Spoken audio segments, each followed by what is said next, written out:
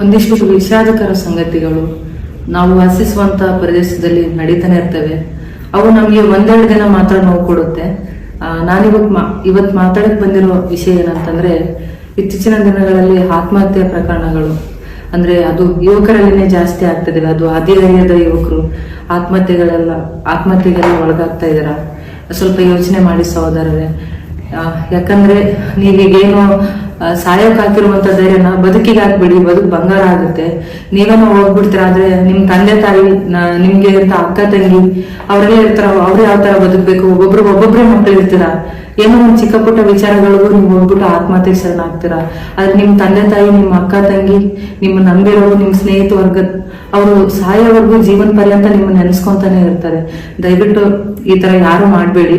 ನಿಮ್ಗೆ ಏನೇ ಕಷ್ಟ ಆದ್ರೂ ಕೆಲವೊಬ್ರು ಪ್ರೀತಿ ವಿಚಾರದಲ್ಲೂ ಕೂಡ, ಚಿಕ್ಕ ಪುಟ್ಟ ವಿಚಾರಗಳಿಗೂ ಕೂಡ ನೀವು